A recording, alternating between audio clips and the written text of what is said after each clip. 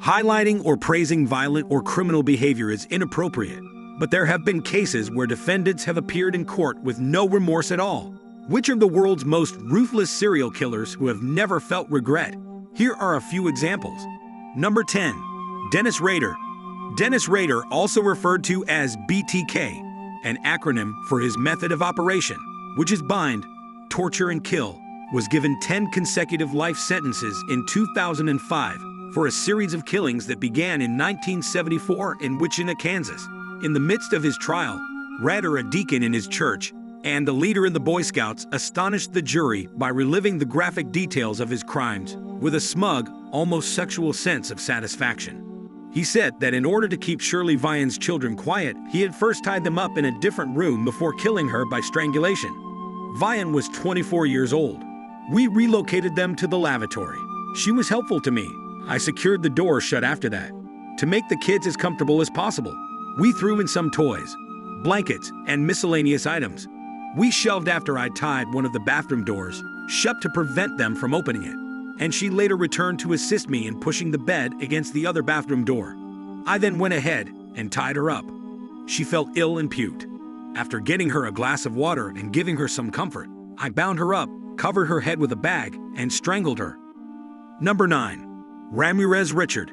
In the summer of 1985, Richard Ramirez terrorized Southern California with a violent rampage.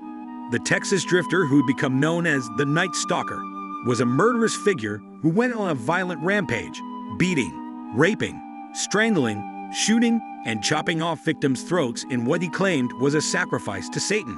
Ramirez gave a cold, regretful monologue after being found guilty of 13 murders and 30 other felonies, a body of work that earned him a death sentence in a gas chamber. That you don't understand me. It is not anticipated of you. It is not something you can do. I have more experience than you have.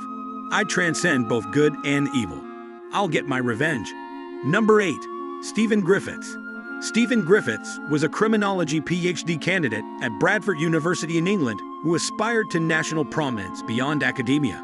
With dark aspirations, Griffiths aspired to become like his hero, Peter Sutcliffe, best known as the Yorkshire Ripper.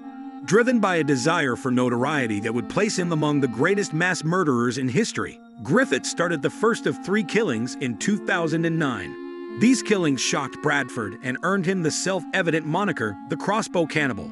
CCTV footage of Griffiths celebrating the death of his last victim, 36-year-old Susan Blamires, surfaced in the English press shortly after his arrest. Griffiths was seen holding up his crossbow and pointing the finger at a camera in the hallway of his apartment building. Despite how horrifying the footage was, it was never played in court because the fame-hungry Griffiths was willing to own up to his crimes and gave graphic accounts of how he dismembered his victims in his bathtub and then ate pieces of their flesh. Number 7. Joseph Paul Franklin. The most well-known aspect of Joseph Paul Franklin's life as a serial killer is probably the fact that he killed pornographer Larry Flynt. Franklin, who started a killing spree in 1977 and killed at least 15 people, survived the attack on Flynt. Although he may have committed up to 22 racially motivated murders, it was the murder of Gerald Gordon that earned him the death penalty. Franklin, who had never expressed regret in court, would later try to defend his case, saying that I had a sense of being in a war. I see it as my 3-year mission, like Jesus, who also spent exactly the same amount of time on his mission between the ages of 30 to 33. Number 6. John Wayne Gacy. John Wayne Gacy was a serial killer, rapist, and possibly the reason clowns are mocked for being frightening. He committed 33 murders in Chicago during the decade of the 1970s. Before raping, strangling, and burying teenage boys in his crawlspace, the contractor and part-time children's birthday clown might convince them back to his home with the promise of having fun or construction employment opportunities. When a worried mother reported to the authorities that her son went missing along with the man in 1978, the law eventually caught up with Gacy.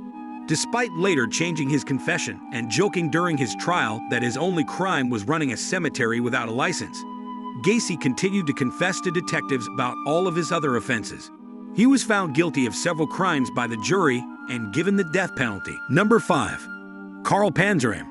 Some people believe Carl Panzram to be the most vicious serial killer in history. He killed 21 people and raped an undetermined number of men and boys, all of whom were young boys. In addition to the United States, the native of Minnesota allegedly committed his crimes in Angola, Africa, where he killed 6 local guides and fed the bodies to crocodiles. After smashing a fellow prisoner's skull with an iron bar in 1930, Pandran was finally executed by hanging at Leavenworth Prison. He was imprisoned for 25 years at the time for the rape and killing of 2 boys. He reacted with hatred and arrogance to being executed.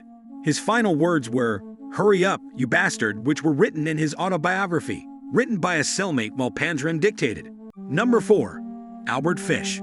Albert Fish, better known as the Gray Man, killed up to 10 people in New York State between 1924 and 1934. In 1935, he was found guilty of 3 counts, all involving young children. A person with masochistic sexual desire seeking is known as a paraphilia. Albert had strange obsessions that included shoving needles into his stomach, burning wool soaked in kerosene, stuffing large amounts of raw meat into his mouth, and eventually developing a taste for human flesh after murdering, dismembering, and consuming 10-year-old Grace Budd in 1928. He wrote a brutal letter to the child's mother, explaining his entire cooking process. "First, I stripped her naked. Then I choked her to death. Then I cut her in small pieces so I could take my meat to my rooms, prepare and consume it. How adorable and soft her little ass was when it was cooked. I ate her entire body in 9 days. She died a virgin, even though I regretted not having raped her." Albert made no attempt at all to show regret during his trial, even claiming at one point that he had children in every state. When being finally imprisoned to the electric chair at Same Prison in New York, he even declared his last hours to be the supreme thrill of my life. Number 3. Andrei Chikatilo. Andrei Chikatilo, known as the Butcher of Rostov, is the most brutal successful serial killer in Russian history. He is regarded as one of the worst mass murderers in history, having killed 53 people between 1978 and 1990, 35 of whom were children or young teenagers. At bus and train stations, Chikatilo would attract his victims, often the disabled or the homeless, to the forests outside of Rostov, where he would rape, torture, kill, and pierce them, and sometimes even eating their organs. Chikatilo was a charming family man. When he was finally captured in November 1990, he showed no regret at all and just felt sorry for himself during his trial. "When I used my knife, it brought psychological relief," he claimed. "As insane as a wolf I was, I suddenly changed into a beast." In 1994, Chikatilo was executed by a single bullet to the back of the skull as punishment for the crimes he committed. He concluded by begging, in a darkly comical but unsettling way, "Don't blow my brains out. The Japanese are interested in purchasing them." Number 2. Joanna Dennehy. The female serial killer, Joanna Dennehy, is only the 3rd woman in UK history to get a life sentence, a rare punishment for a rare brand of criminal. In March 2013, Dennehy murdered 3 men in England. She avoided the complicated trial for the legal system by entering an apology plea after her arrest, but she made the most of her little time in court. Dennehy appeared completely remorseless as she stood in the dock waiting for her judge's summation. She even smirked and laughed in the face of her crimes, at one point even yelling the offensive word. She probably didn't get any sympathy for this, and when the judge, who was especially lacking in humor, sentenced her to life in prison, she looked shocked and stunned. Number 10. Lawrence Bittaker. In the late 1970s, Lawrence Bittaker and his accomplice Roy Norris, popularly known as the Toolbox Killer, carried out a series of killings in the Los Angeles region. All of their victims were young ladies who were subjected to terrible abuse. They were frequently raped and tortured using pliers and other tools from Bittaker's toolkit before having their young lives taken. After they were eventually found, Bittaker was placed on death row in California. Despite the presence of overwhelming and horrifying evidence, Bittaker was reported to have been smiling and even arrogantly laughing during his trial.